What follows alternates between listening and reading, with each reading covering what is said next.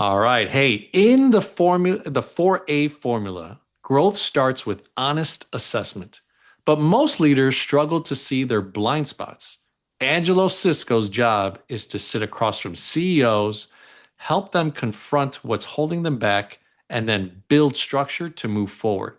This is leadership at a higher standard. Man, am I excited to have you on, Angelo. How are you today? Oh, I'm grateful to be here, brother. I'm doing wonderful. How are you? Awesome, awesome, man. Well, look, in our community, we always love to start with like, what's the background, the ideation? How did this guy come to be who he is? And it's super exciting because we get to hear, what's the, innovation and the ideation of Cisco Advisors. So, and I know that's just one of the things that you do in the marketplace, but share with us a little bit of the background and we'll go from there. Yeah, I'm 42. I've been an entrepreneur since 17. Not to applaud myself like I'm some great visionary. I just, at the end of the day, think I'm unemployable. And it's just difficult for me to do that. I really love autonomy and freedom. And that's what really led me down the path of entrepreneurship. When I was 21 years old, I was in a horrible motorcycle accident. I was hit by a landscaping truck and it resulted in the hospital for 2 months and rehab for five. I have 10 screws and a plate and all, new skin on my foot. And the reason I share that is I got up to about 300 pounds at 20 in my mid and early 20s. And I watched the movie 300. So that's kind of taking you to 2008 when I watched the movie 300. And I looked and I was like, man, how did these guys get in such great shape? And, here I am plugging away on the internet on my recliner, overweight, and saw that they worked out at a gym in Utah called Jim Jones.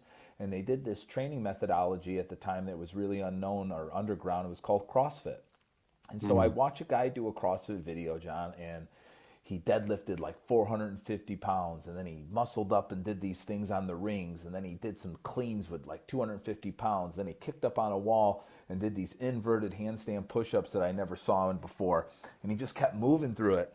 And I said, me sitting on the recliner, I said, man, I got to figure out how to do this. And so January 5th, 2009, I started my first CrossFit workout, and I was just another level of commitment and resolve that I don't think I ever knew that I had. I lost 100 pounds in 7 months and was just another person. And I had a business at the time that was kind of a fun early 20s business.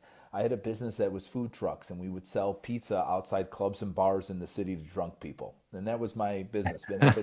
And at the time, by the time that weight loss came around, I had a couple trucks and four employees, so I had a lot of time to dedicate to exercise and fitness. And one day I was just helping out a buddy of mine lose weight and work out, and I was just like, man, this feels really good. Why can't this be what I do? And so Mm. I bought some medicine balls and bands and started training outside at a local park. That lasted for about 3 months till it got cold. And then I walked into a village center in Melrose Park where I grew up. And I said, these racquetball courts are pretty empty. You guys think I could rent one and train people there? And they were like, sure. And so I converted a little racquetball court space into a training studio, maybe trained 1 to 3 people at a time. And that lasted for about 10 months, and that was growing. And I was like, man, this is growing. What's the next thing to do? And that's when I opened up my first gym, O'Hare CrossFit, November of 2010. November of 2010, I opened up my first gym. And I was just on just after about a year, I found a mentor in Connecticut to really help me understand the gym business. And it was like the perfect collision of like I opened the gym before CrossFit became really popular. It became really popular. We blew up. I went from a 2,500 square foot facility to 5,500 square feet in about 2 years. And I just kept wanting to do more inside of this fitness world. I opened up a gym and another gym in 2015, a nutrition coaching company, an online programming company, like if you wanted to compete in like CrossFit as a sport.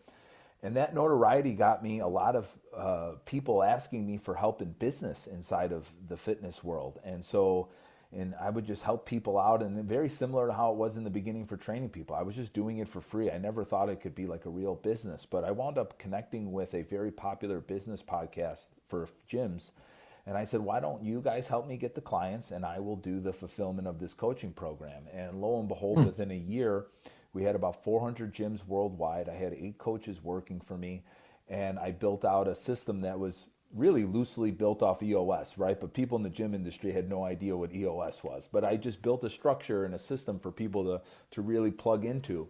And so I built that all up, and gosh, I got to go to South Africa to teach this stuff. I had a lot of popularity inside of the fitness world. And then in 2019, I woke up one day, and I don't know if it's one of these life moments, but that's when my first child was born. And I just felt like I didn't love the fitness industry anymore. You know, for me, John, it Mhm. always has to feel like there's something to learn, like there's something different, and I have to learn more. And that's really what I'm always eager for, is just to be better. And so I decided at that moment to get everything ready to sell. And so I started preparing everything to sell in 2019. And lo and behold, this thing came around that no one saw coming, called COVID. And I wound up selling my last piece of business, my last gym, 2 weeks before lockdown. And Wow. you know, like people are like, man, your timing was impeccable. I'm like, this isn't timing. I just thought that this was over.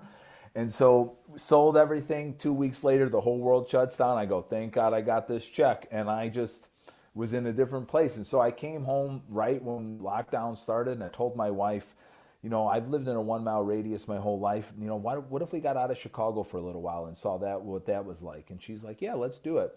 And so I had some coaching clients, and I moved to Southern California. And when I got there, I wound up starting to work with a lot of companies in the CPG industry, Vive Organic, Life Aid, a lot of these beverage and startups.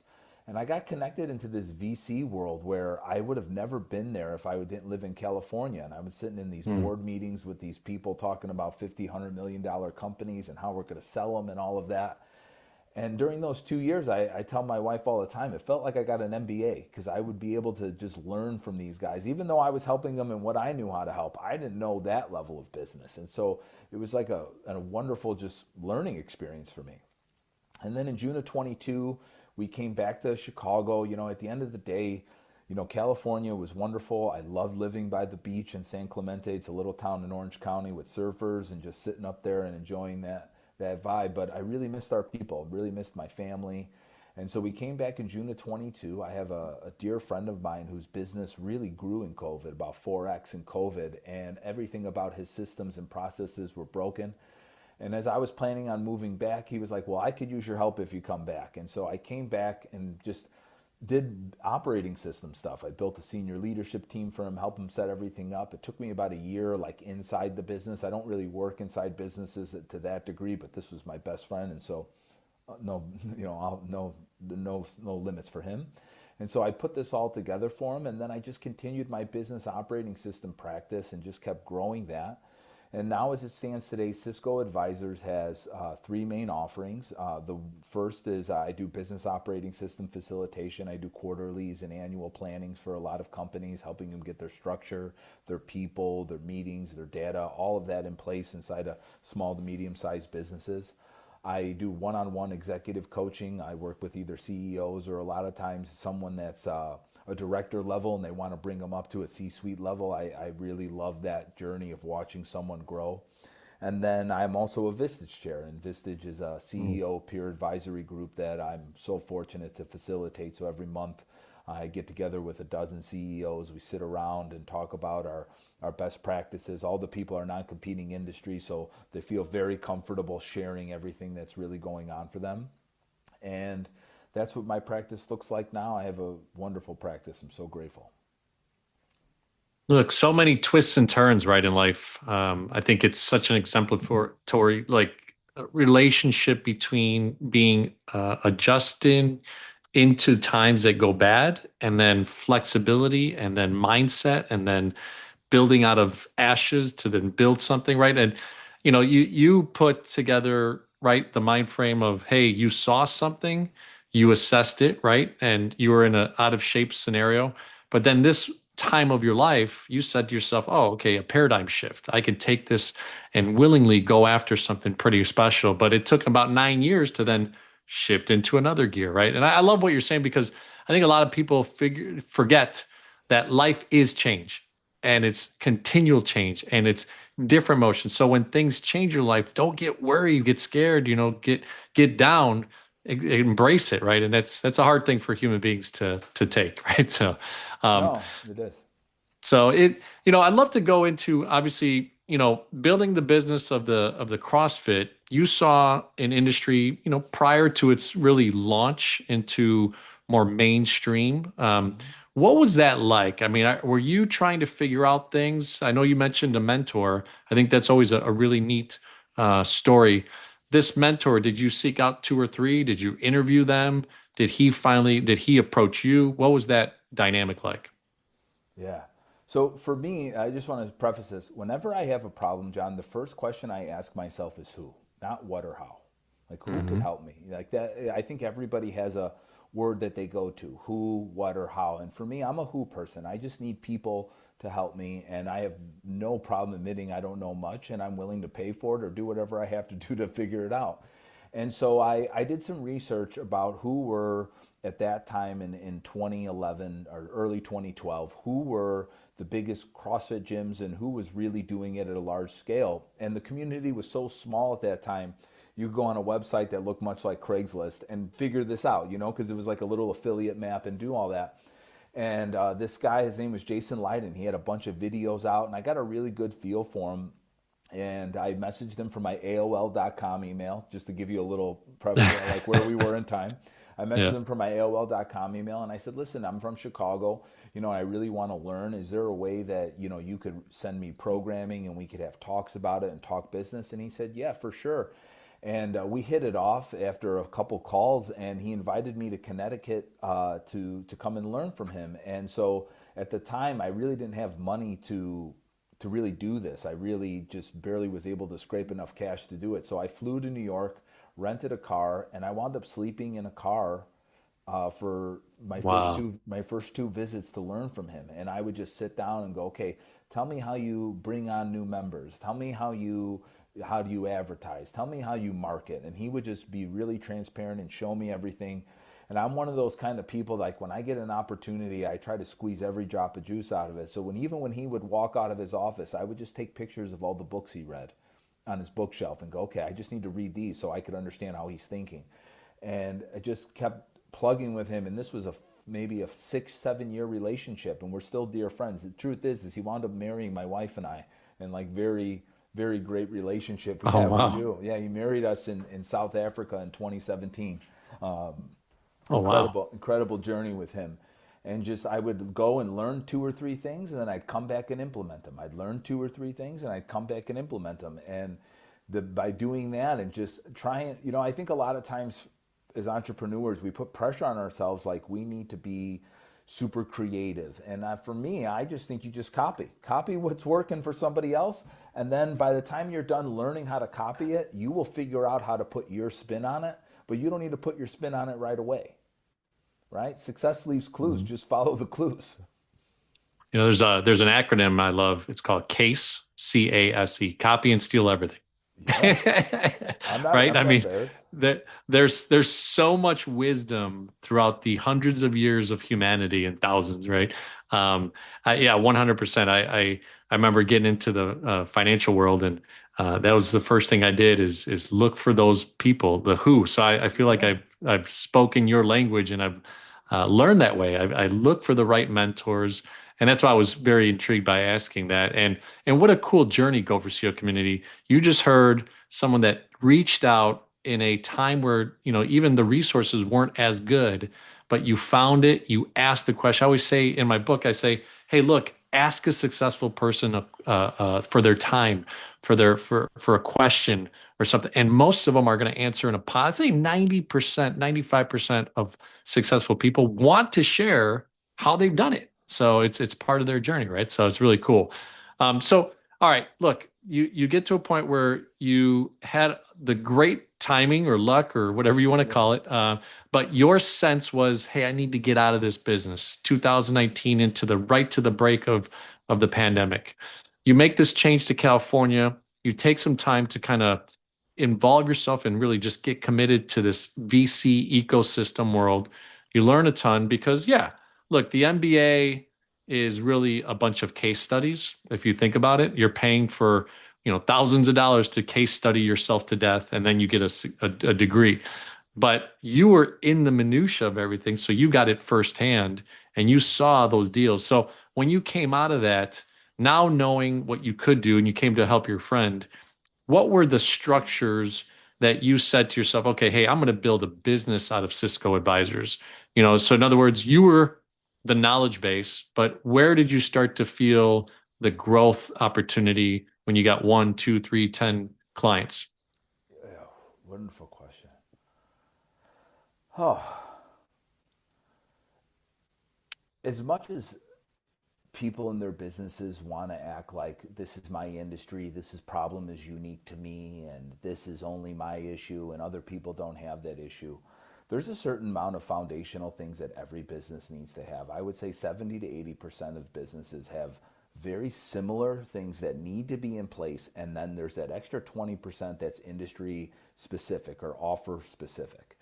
And I look at it as, when I was a coach and fitness coach, I was getting people to eat their vegetables. And I look at it now that I get businesses to eat their vegetables. I love it. Like I just say, you can't beat the fundamentals. You got to have this stuff down. You got to have your vision down, your roles and responsibilities, your org chart, your management, your leadership development. You got to have data that you're tracking that really makes sense. Like you could look at your data and go, okay, now we can make better decisions. And like these things need to be in place. Our processes, we have to make sure that that's all there. And I just go into businesses and get all these vegetables in order so they could go 8 figures and beyond. I love it. I love it. So, in that scenario, right? Talk us through, I guess, when you first implemented, even for your friend, and then started to kind of expand and maybe get referred out to other businesses. What were the first 4 or 5 ways you discovered what their issues were?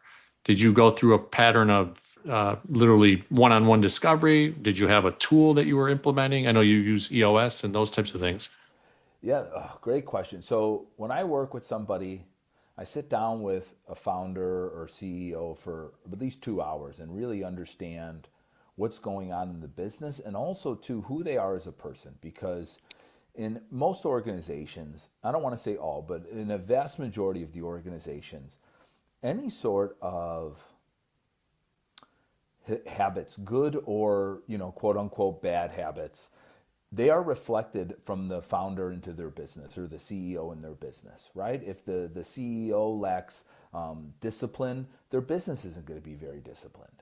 And so I not only try to hear what is going on in a business perspective, but also who they are as individuals, because everything that we do is a reflection of who we are.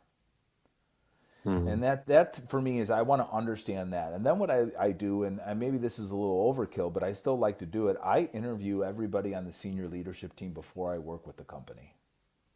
I really like Mhm. to understand what I'm going in there to do. And even if I'm qualified to fix what I think is the problem, like that is true. I think a lot of people want to hire a coach and I'm go great, but like, am I the right coach for you? Are you at the right stage for how I'm doing things and how things could get along?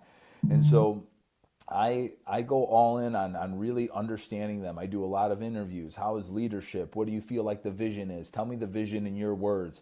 And certain things like that, you could really pick up a lot of little things, because if everybody has a different idea of what makes the company unique, what's our vision and where we're going, how does your role contribute to the growth of the company, and everybody doesn't have somewhat of a similar answer, I know that we have a lot of structural alignment issues, and that's going to be the thing I focus on most.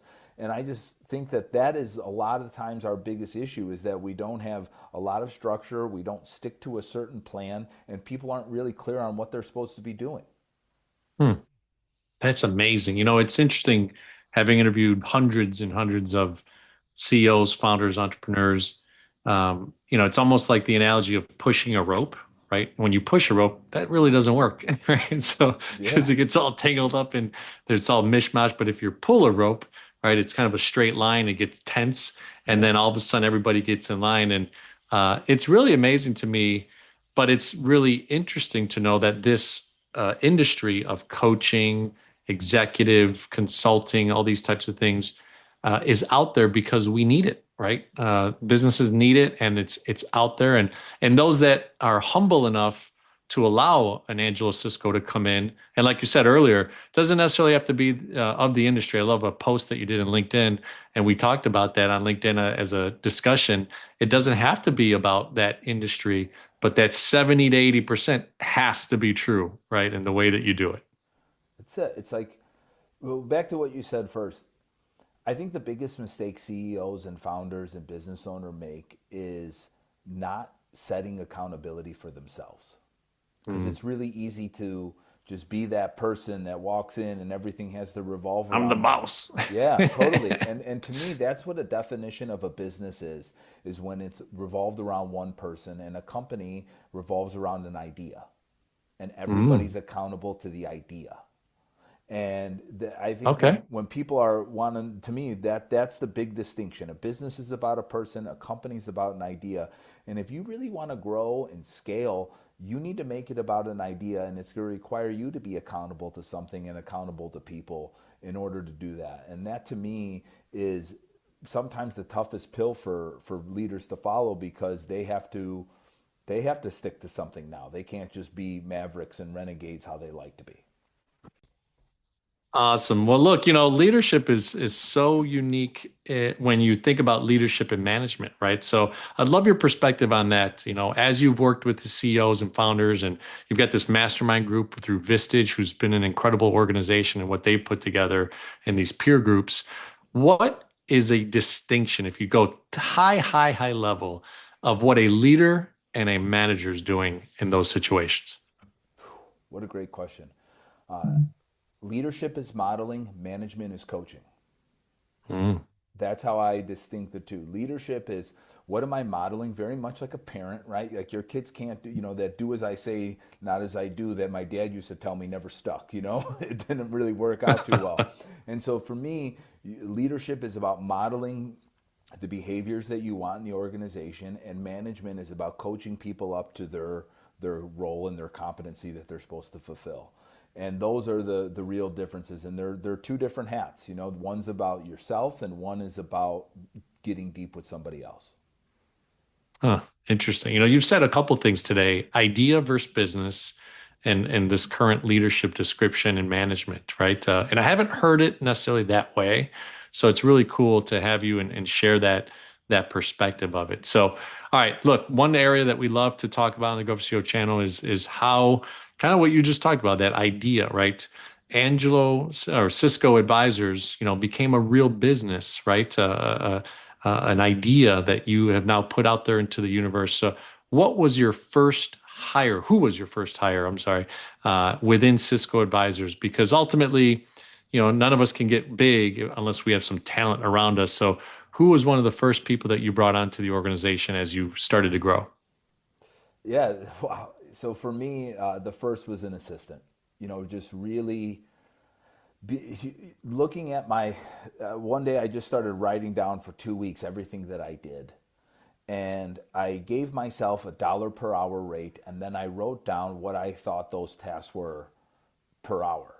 And I Hmm. realized that I was doing a lot of tasks below my pay grade, and things that someone else could be doing for me and freeing me up to be more of what I need to do, working with the people and all of that sort of stuff. And so for me, having an assistant just freed up another 20 hours a week for me to do what I'm really good at and the things that really drive the business forward, versus me being stuck doing some clerical work that just is important for the business. It needs to get done, but it doesn't need to get done by me for it to get done. Hmm. And look, did you use any tools from Myers-Briggs to DISC or anything that was the way that you interviewed someone? Because obviously, you being the driver, the leader, the figurehead of the business, and then being able to start to surround yourself with, like you said, maybe that other areas that you don't necessarily want to put your time into, but you need the right people because you don't want it to mess up. So that's why a lot of small business owners, unfortunately, say, well, I do everything the best. And then they get stuck and they don't realize that, hey, it's okay if someone does 85% of what you could do, but now you freed up that 85% of time, right? Yeah. So what's your thoughts on that? Yeah, I didn't mention this when I was talking about my offerings. Please forgive me, but I am a Predictive Index certified partner. I use Predictive Index assessment with Okay. my clients and also with myself, and just real meta kind of overlook of what I do as far as the Predictive Index is. I am not a person that loves very steady, repetitive work, and I'm also the kind of person that, I mean, this is hard to say out loud sometimes, but it's true. is I'm the person that could get you 80% of the way there. That other 20% crossing the T's and dotting the I's for me is like excruciating pain. It really is. I'm the goal. I'll get you to the red zone, and then I go, good luck. I got it. These other 20, I did 80. If you can't do 20, I can't do nothing for you. You know. And so I when I was looking for an assistant, I was looking for somebody that was more steady, more into the details. Was, if someone wants to email me, my favorite emails, just do it in the subject line and hit send. That's my kind of email if you want to talk to me. I'm one of those people. And this is someone that's going to really dig deeper in there because that stuff is important. But just me being able to use that assessment and go, okay, this isn't how I'm wired. And I could, I think when you get assessments, they're very eye-opening, but they're also kind of just like, yeah, I felt that before. And that's how I Mhm. feel when I have to go through all that drudging kind of stuff and really dig through things. And so when I brought my assistant on, I made, we do PI. I made sure when I was interviewing her that this is, does this feel accurate to you? Does this feel like, tell me how this works and what would you do in this situation? And when I do a lot of interviewing, I do a lot of show me, not tell me. And so I do Mm. very interactive interviews. Show me how you would do this. Let me just, even if you don't know the software very well, just tell me how you think, show me how you think we would go through this. And really kind of getting their perspective because when we're interviewing, everyone is giving us the highlight reel, right? And I would rather just learn how you think because that's what I'm really hiring for is how you think, not what you did yesterday. And so when I was bringing someone on, it was, we did a whole long predictive index debrief and I showed them who I was and showed them that Mhm. these are the things that you could hold me accountable to. Like sometimes for me, I could say this out loud is I could be a bit impatient, John. I Mhm. want everything done yesterday, and just if you ever feel like I'm being, driving a sense of urgency that turns into lack of enthusiasm or empathy, I want you to let me know because that's a real thing that I'm working on is sometimes my ambition could wind up not allowing room for people to be treated like humans. I could forget that they're people and I could just go get this done because I could be ultra task focused. And although Mhm. that's great for executing, that's just not really good for building a team and creating trust. And so predictive index for me was and is the assessment that I really love to use and we use it all the time. Interesting. So, some of these tools, would you say that between your mentor and this VC ecosystem that you planted yourself in California, and did you pick those up at those times, or when was it that you started to say to yourself, "Okay, hey, I've learned something about myself, so now I need to implement these tools to be able to kind of surround myself with something that indicates to me, hey, I'm working with the right person, I'm bringing on the right person, I'm doing the right things, that type of thing." 2018, I learned about predictive index because, man, I was burning through people. Mm-hmm. I was burning through people because I thought, I was silly enough to think that everybody was like me, John. Mm-hmm. I just thought everybody grew up the way I did, had the same thinking of things. Like we all shared the same book of how we should live life. I was that silly of a person. And then I realized that I was just like burning people out with this intensity and how I was interacting with them. And that also too understanding that not every role in the businesses that I had required you to be a hard charging maniac. Like you didn't have to be that way if you were just handling my books. Like you didn't need to be this overly ambitious person. You're calculating things. Like just go calculate and make sure it's on time.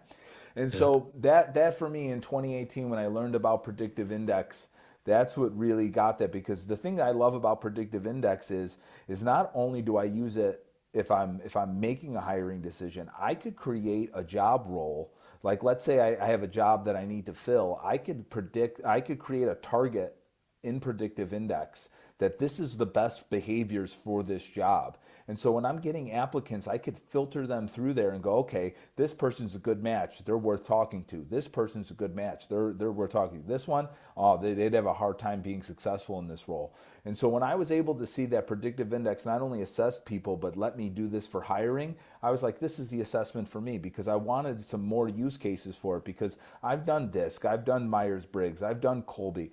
and they're great assessments. But as far as like really applying the information, to me, Predictive Index, it has a tool for hiring. It has a tool for me and you. Let's say you and I were going to work together. This is how we should best communicate. This is how our Mm, relationship would work the best. And then it has a tool for the team that's called design. So let's say you have a senior leadership team, and we could look at this team, what they're strong at, what they're weak at, and more importantly, we're like, Angelo, we're trying to have a team.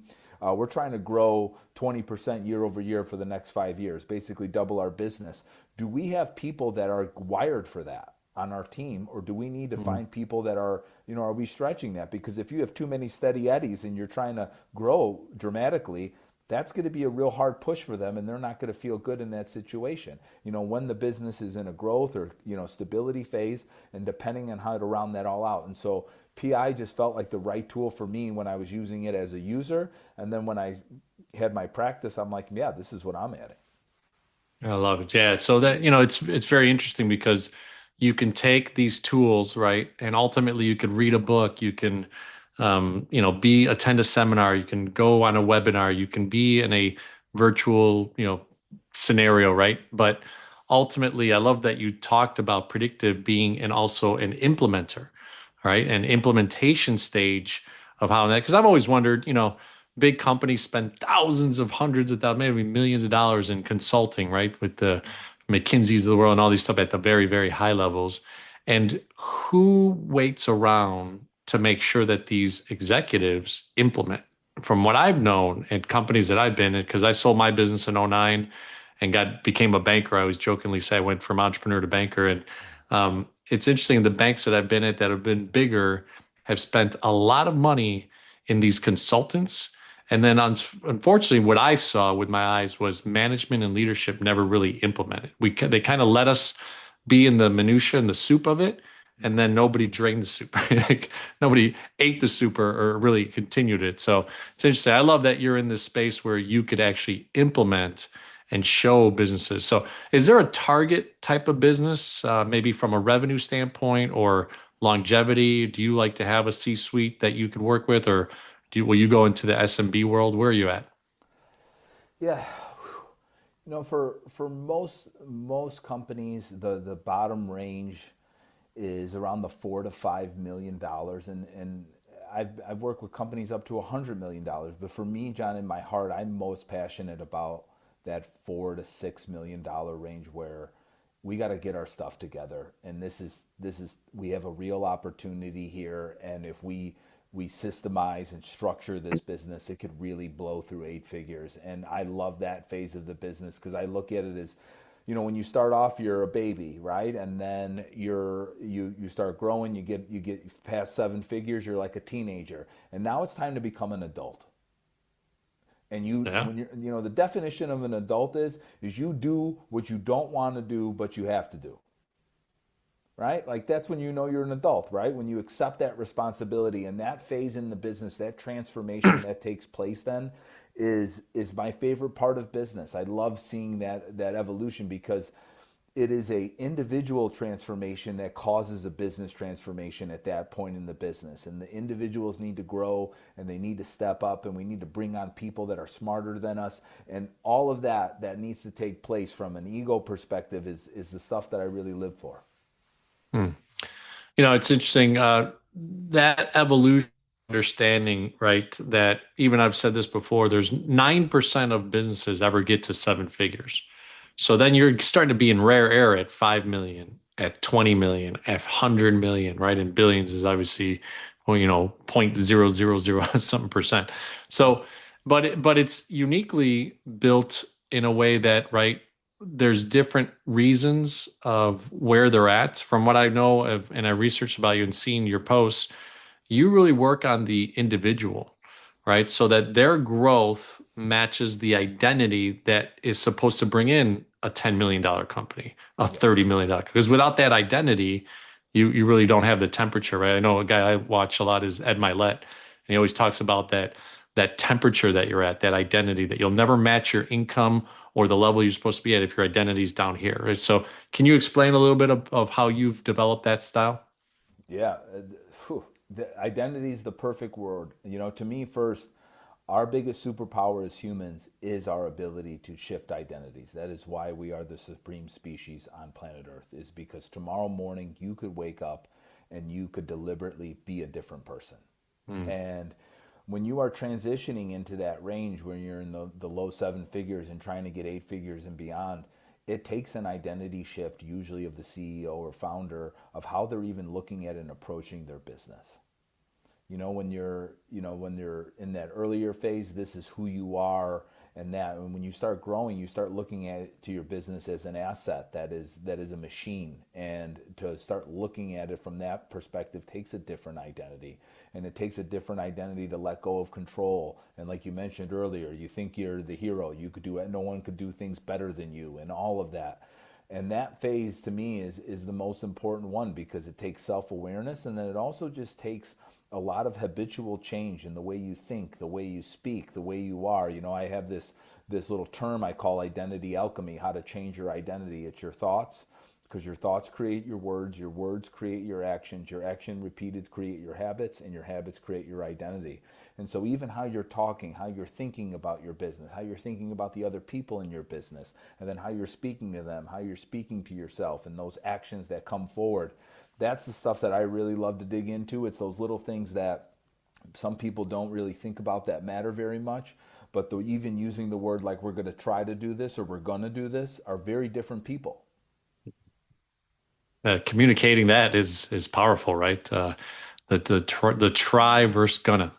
So, Yeah, so all right. Look, I'm going to wear my commercial banker hat just because I feel like a lot of people in our community of Go for CEO like to understand too. What does it take to start your own advisory? I mean, obviously, you had a piece of success in your life. You were able to go to California and live off of that success, and I mean monetarily, right? yep. Speaking, I'm not sure at what point or another you started the spigot of revenue again, but were you an investor in California and then became obviously came back to then run a business? And did you start it with some sort of loan, or did you just bootstrap it? What are some of the dynamics that someone can think about? Like, hey, maybe I just got let go of a job. I'm a C-suite guy. I need to meet, and I want to become an executive coach, or, but man, I don't know if I should take from my 401k or these type of things. So those types of questions at whatever level you want to share. Sure. So, full transparency, I just shifted my coaching practice when I got to California into other different industries and businesses. So I was earning an income out there. But for Mm, me, it was, this entrepreneurship game, this business game is extremely difficult. It's mhm. challenging for everybody, and I don't care who you are. And the thing that I really look at is what problem are you trying to solve, and why are you qualified to solve it? And understanding the first question is about getting clear on what you're really passionate about and what you're trying to do, and the second thing is getting clear on your skills and competency to make sure that you could stand in front of people and create value for them. And for me, that's evolved over time, but just understanding more and more about what I'm really good at and being okay with what I'm not good at is important, because I think in the very beginning of my coaching practice, I tried to be everything to everybody. Mhm. And that was a trap, right? You just want, yeah, I'll do it. Yeah, I could do it. And all of a sudden you're like, gosh, I'm a little out of my skis here. You're doing things that you really shouldn't be doing. And so if there's anybody out there, I think it's figuring out what problem you want to solve for who, and then also too, why are you qualified, or what skills do you need to gain to be able to solve it? Okay. And then how did you formulate your fee structure, right? Are you more of a retainer-based consultant, or do you have some sort of mechanism where it's a monthly MRR? What's the way that you've set up the structure for, the revenue cycle for your business? Yeah, for sure. So I have a monthly retainer that I work with some clients on. I keep this very limited to about four companies, because when I have a retainer client, I'm very in their business. Like the one write up you saw the other day. That company, I'm coaching three or four different director level leaders inside of their company. I'm very Mm, involved in there. And so I keep that relatively low because it does take a lot of my time. And when I'm on retainer, they call me whenever they need me. That's part of the game with what my offering is. As far as my business operating system facilitation, I do a per session fee. I am booked a year in advance to do that, so it's nice to know that those are all there, and I get just deposits for the fees, and that's there for Vistage. I get a monthly fee as a part of a facilitator, and then when I do Predictive Index, depending on the engagement, we either do workshops, I do hiring for them, helping them find the right people, or we implement the entire software and system with their HR person. And so it's all a little bit different. There's some recurring, and then there's some add-on little bonuses and stuff like that. Okay, interesting. Well, look, this has been very, very informative. I love hearing kind of the perspective, especially from a guy that's had success in a business that really came from nowhere.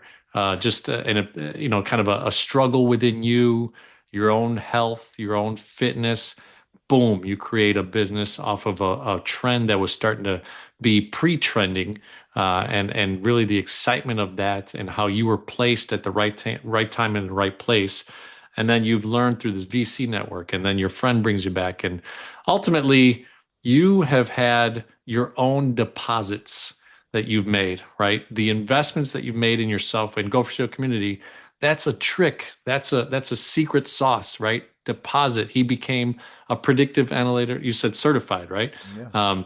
He went through the EOS system. He connected with Vistage and learned what that program was about, and then became a facilitator. Like, this is where you keep on changing, and like we talked about at the beginning, renewing yourself, changing paradigms so that you could shift into a different way and be valuable to the marketplace. So really, really awesome stuff. So, all right. Hey, look, we end our Go for CEO interviews with CEO. So client experience. And I know you have 4 or 5 different branches of your business and Cisco Advisors and Vistage that you bring people through, but I'd love to hear, what does that client experience look like from a value proposition? If you take 30, 60 seconds to share what that looks like when people come to do business with Cisco Advisors and the Vistage program. Yeah, I'm so grateful at this point in my journey, John, that I work with people that I really want to work with.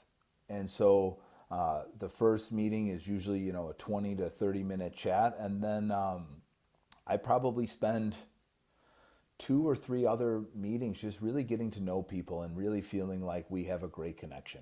It's not very linear. Like, I don't have a step-by-step process. I kind of just let it unfold in the way that it should. I just got off a call with somebody, and next week we're going for a ruck in the forest at 6 o'clock in the morning to get to know each other All better, right. and like really spending time with people, because in my business, and I think in every business, but specifically in my business, it's paramount that we have trust. That we have trust, because my job is to hold a mirror up to you. And if you are not going to allow this relationship to unfold that way, I'm just not going to be fighting with you to change. This is Mhm. built on change. And so I probably have, as far as my Vistage, we have an intro, we have 3 or 4 other meetings, and then I have them meet some of my other members, and have my other members even say, go out for coffee with this guy and let me know if you think this guy will be a good fit for our culture. And then Hmm. we invite someone to the group. For me, uh, I'd rather, they have the saying, hire slow and fire fast. I do the same thing with work. Well, and I think it's interesting, right? Because you placed yourself in a situation where you have earned the right to be able to do that, right? Yeah. I think there's a fear in some people, especially if, whatever, they got laid off or they get into pressure situations. I recently did a master class with options trading, and the guy says, it's a buddy of mine, former bank executives on LinkedIn a lot, and he talks about, he's like, people will call me and be like, hey, I really need to learn how to options trade because I just lost my job, and I want to make money. And he's like, nah, I'm good. Like, you're not the right person right now because you're gonna make stupid decisions. Right? You're Yeah. gonna you're gonna act in ways that you shouldn't. So I think a lot of times, executive coaching, consulting, these types of things can be built almost as a side business a lot of times. And tell me if I'm wrong, but you could be having a mainstay of things, and it's interesting. You could really develop something on the side, and then eventually maybe go full time in that. But I think there's a lot of pressure when you have a lot of things in your life, a lot of debt, or a lot of these things that are pressuring you, that it may not be a good time, and you may not be the great greatest person to be able to do that at that time. Would you agree with that? Yeah, I think something like that I do is the foundation of it needs to be service and not money if you're going to Hmm. do this really well. And so, like you mentioned, if this starts off as a part-time gig and you kind of build it up there and you get more comfortable from there, because at the end of the day, like filling your heart up with service is why I do this. I love doing this. Don't get me wrong, I enjoy the financial, gifts that I get for this and all of that, but really just making sure, am I doing this from a place of service, because people could tell right away if you're not doing it from that aspect, and that doesn't feel really good in a relationship. Yeah. No, it's interesting. There was always that dichotomy, right? Of hey, I want to do it from the heart, but do you know how to truly express it from the heart and give that genuineness, and then also ask for the dollar, right? Yeah, I mean, ultimately, you got to get paid at times, right? So, unless you're independently wealthy, I guess, and doing it for charity, right? So, sure. there are some pro bono things out there, but awesome stuff, brother. So, all right. So we went through client experience. E is for engagement. Angelo, we'd love to know, how does Angelo engage? And I mean with your clients, with your family, with your friends. Like, are you a man, let's go out to eat and just enjoy a time? You just talked about one right now. You're going to go ruck at 6 in the morning with someone. Like, what is engagement look like for you?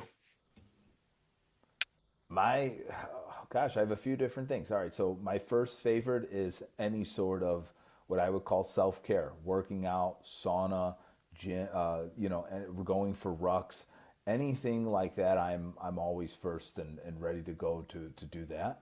I'm Italian, and so I love to eat. I just can't get enough of going out and eating. And this is my last thing. I don't tell everybody this, but I do. Is I love to dance.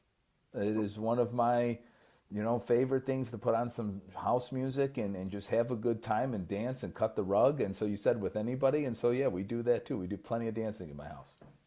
All right, well, there's a charity event that's coming up in a couple weeks. I might have to invite you to this. It's all house music, hip hop, right?